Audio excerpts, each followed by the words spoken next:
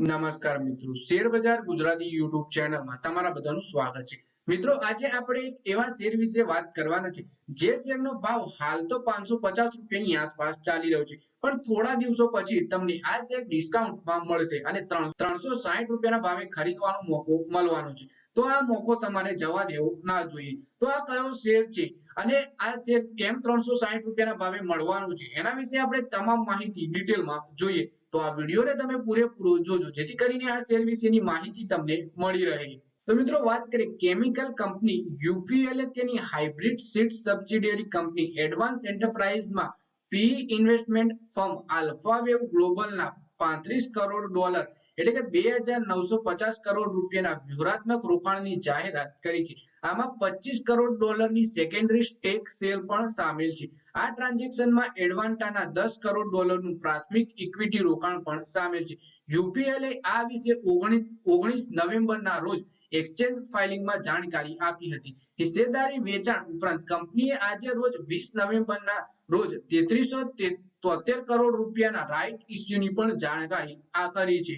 આ પ્રકારે કંપની 5550 કરોડ રૂપિયા એકત્ર કરવામાં સ્થિતિમાં છે। તેમાંથી કંપનીની વિસ્તાર યોજના અને ડિલિવરીઝના પ્રયાસોને ટેકો મળવાનો છે। એટલે કે કંપની છે કેમિકલ સેક્ટરની યુપીએલ અને કંપની તેની 3373 કરોડ રૂપિયાના રાઇટ ઇશ્યુની જાહેરાત કરી છે।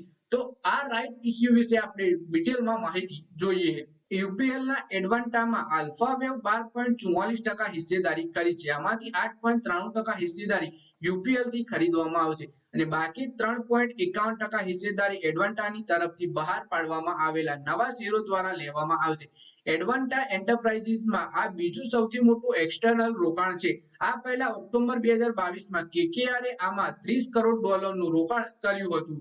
આલ્ફાવેવ હિસ્સેદારી ખરીદ્યા બાદ એડવાન્ટામાં મેજોરિટી હિસ્સેદારી યુપીએલ પાસે રહેશે અને તેની પાસે 74.7% હિસ્સેદારી રહેશે। કેકેઆર પાસે 12.86% અને આલ્ફાવેવ પાસે 12.44% હિસ્સેદારી રહેશે। આલ્ફાવેવ સાથેના સોદા પર 19 નવેમ્બરના રોજ હસ્તાક્ષર કરી દેવામાં આવ્યા છે અને આ આપલે 31 માર્ચ 2025 સુધી પૂરી થવાની આશા છે। તેના નિયમનકારી મંજૂરી પણ લેવી પડશે। એડવાન્ટોના કારોબારથી 80 થી વધારે દેશોમાં ફેલાયેલો છે। તેની નાણાકીય સ્થિતિની વાત કરીએ તો નાણાકીય વર્ષ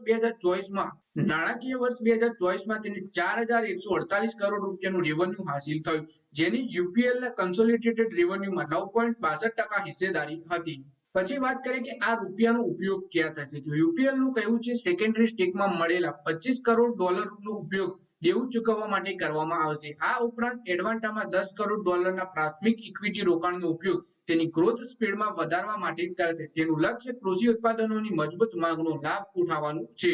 પછી યુપીએલના રાઇટ ઇશ્યુ વિશે વિગતે વાત કરીએ તો યુપીએલના રાઇટ ઇશ્યુની વાત કરીએ તો 5 ડિસેમ્બર 2024ના રોજ એ ઓપન થશે અને 17 ડિસેમ્બર 2024ના રોજ બંધ થશે। આ ઇશ્યુ માટે 360 રૂપિયા પ્રતિ શેરનો ભાવ નક્કી કરવામાં આવ્યો છે, જેમાં 358 રૂપિયાનું પ્રીમિયમ સામેલ છે અને પાર્ટલી પેડ અપ ઇક્વિટી શેરોમાં રાઇટ ઇશ્યુ માટે 26 નવેમ્બર 2024ની રેકોર્ડ ડેટ તરીકે નક્કી કરવામાં આવી છે અને શેરધારકોને 8 શેર ઉપર 1 શેર સબસ્ક્રાઇબ કરવાના રાઇટ્સ મળવાના છે।